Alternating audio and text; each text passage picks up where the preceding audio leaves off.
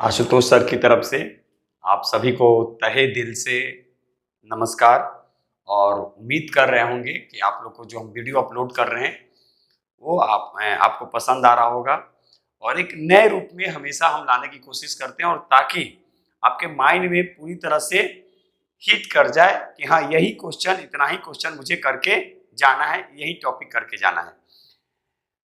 एक नया प्रयास हम करने जा रहे हैं और देख रहे हैं कि इसमें कहाँ तक आप लोग का सपोर्ट रह रहा है, और हम जो शुरू करते हैं तो फिर हम उसको एक लंबे समय तक लेकर जाते हैं। आराम देखिए, एक बार आप समझ लीजिए कि डिले हो सकता है, आशुतोष सर से डिलीट नहीं होता है कोई भी चीज। तो और खासकर तो पूरा जीवन ही मेरा आप लोग के लिए है। और एक बार फिर बोल रहे हैं, अगर जिनको भी लगे कि हम क्लास में आकर सर से ऑफलाइन क्लास कर सकते हैं, तो स्पिरिट ऑफ सक्सेस क्लासेस साधनापुरी गर्दनी बाग में है। मेरा नंबर आपको नीचे शो करता है, आप डायरेक्ट हमसे बात करके आ सकते हैं। संडे स्पेशल क्लास चलता है दिन में 11 बजे से लेके शाम 6 बजे तक, और ऐसे 2 से 3 बैच हैं, उसमें भी आप आ सकते हैं। 3 बैच ऐसे है पर डे जो चलता है, उसमें आप आ सकते हैं।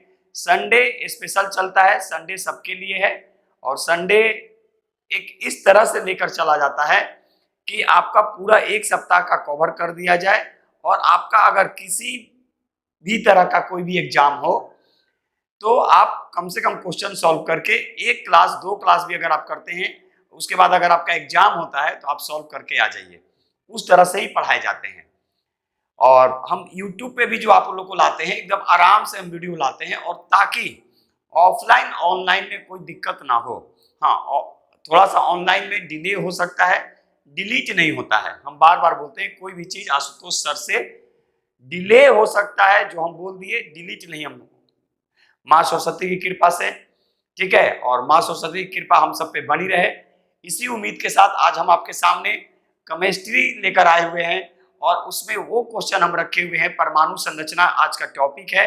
और उसमें जो अभी तक बीपीएससी ने क्वेश्चन जो पूछ रखी है, उसको हम आपके सामने रखने का प्रयास किए हैं। यानी परमाणु संरचना से कितने बार बीपीएससी क्वेश्चन पूछी है, कौन कौन से क्वेश्चन परमाणु संरचना से पूछा गया है, इसको हम लोग अभी देखेंगे। देखिए, पहला क्वेश्चन है, परमाणु नाभिक के अवयव हैं, तो याद रखिएगा प्रोटॉन और न्यूट्रॉन। देखिए, प्रोटॉन की खोज आपसे पूछा जा सकता है, तो प्रोटॉन की खोज गोल्डस्टीन। न्यूट्रॉन का खोज पूछा जा सकता है तो चैडविक। ये भी सब भी आप अपने दिमाग में रखेंगे, चैडविक। यानी क्वेश्चन क्या है, परमाणु नाभिक के अवयव हैं तो प्रोटॉन और न्यूट्रॉन। अब यहां ध्यान दीजिएगा कि प्रोटॉन की खोज किसने किया, ये भी आपसे क्वेश्चन पूछे जा सकते हैं, और न्यूट्रॉन का खोज किसने किया, ये भी आपसे क्वेश्चन पूछे जा सकते हैं। क्वेश्चन नंबर 2, एक ही प्रकार का परमाणु किसमें मिलता है, ध्यान रखिएगा। तो इसमें आप ऑप्शन के साथ भी कर सकते हैं, हम डायरेक्ट रख दिए हैं प्राकृतिक तत्व, प्राकृत तत्व, याद रखिएगा। तो एक ही प्रकार का परमाणु किसमें मिलता है, तो ये प्राकृत तत्व में एक ही प्रकार के परमाणु मिलते हैं। यानी आपसे क्वेश्चन पूछा जाएगा कि एक ही प्रकार का परमाणु किसमें मिलता है, तो ये प्राकृत तत्व में मिलता है। चलिए, क्वेश्चन नंबर 3, निम्नलिखित में, यानी निम्नलिखित हमने नहीं लिखा, निम्न में आप कर सकते हैं, कौन, यानी अल्फा किरण, बीटा कण, अल्फा कण और गामा किरण में किसमें ऋणात्मक आवेश होता है। ऋणात्मक पूछ रहा है, याद रखिएगा, ये क्वेश्चन काफी इंपॉर्टेंट है। तो किसमें ऋणात्मक आवेश मिलता है, किसमें, यानी अल्फा किरण, बीटा कण, अल्फा कण, गामा किरण में। तो याद रखिएगा, इसमें बीटा कण में जो होता है, याद रखिएगा, बीटा कण में जो होता है वो ऋणात्मक आवेश होते हैं, ऋणात्मक आवेश होता है। क्वेश्चन नंबर 4, जिस तत्व के परमाणु में 2 प्रोटॉन, 2 न्यूट्रॉन और 2 इलेक्ट्रॉन हो, उस तत्व की परमाणु संख्या कितनी होती है। तो ये परमाणु संख्या कितनी होगी, 4, मालूम है। द्रव्यमान संख्या इक्वल टू क्या होता है, प्रोटॉन प्लस न्यूट्रॉन, सबको मालूम है। तो 2 + 2 क्या हो जाएगा, 4। तो यहाँ पे क्वेश्चन क्या है, जिस तत्व के परमाणु में 2 प्रोटॉन, 2 न्यूट्रॉन और 2 इलेक्ट्रॉन हो, उस तत्व की द्रव्यमान संख्या, द्रव्यमान संख्या निकालने के लिए प्रोटॉनों की संख्या प्लस न्यूट्रॉनों की संख्या कर देंगे तो कितना हो जाएगा 4। तो द्रव्यमान संख्या पूछा है कि द्रव्यमान संख्या कितनी है, तो फॉर्मूला आपको याद रखना पड़ेगा जो अभी हम आपको बताए। क्वेश्चन नंबर 5, एक तत्व में इलेक्ट्रॉनों और प्रोटॉनों की संख्या क्रमशः 18 और 20 है। देखिए वही सेम क्वेश्चन है।